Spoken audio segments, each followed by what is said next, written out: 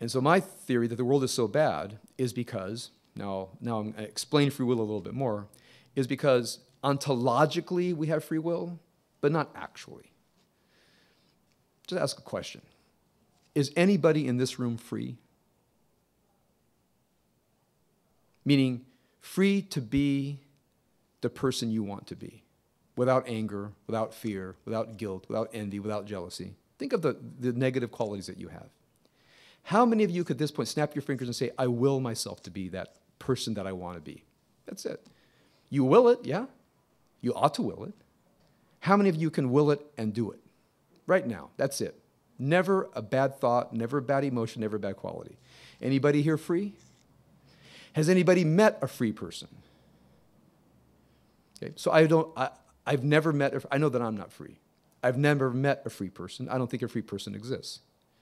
So when people say to me, I believe in free will, I think, well, theoretically, right, we could act freely, we're just not free.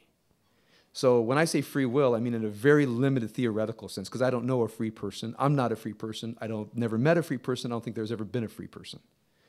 Now, so what's the core of all this then is that the divine is operating through human spirit and conscience to liberate us from the Yetzer Hara, from the destructive dimensions of the self.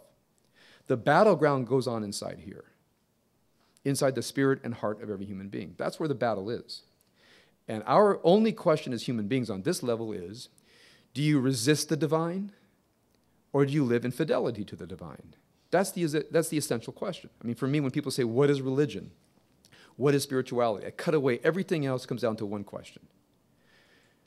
Do I live in fidelity to the divine or do I resist the divine? So our word for resistance to the divine is called the Yetzer Hara. It exists within every human being, sometimes in incredibly powerful ways, the destructive urge that can cause you to destroy your life. If you've ever been in a 12-step program, if you've ever looked at your life and said to yourself, I could have destroyed myself had I continued that way, then you understand the power of the Yetzer Hara. It's just not you to give in to temptation. It actually poisons your thinking. You actually think badly. You reason yourself to outrageous, destructive kinds of positions. Now, one reason I admire people in 12-step programs is because these are folks who raise up and says, yeah, I know that for sure. Meaning, I can only be healed because I admit that the power of that lower realm, that Yetzer Hara, can kill us.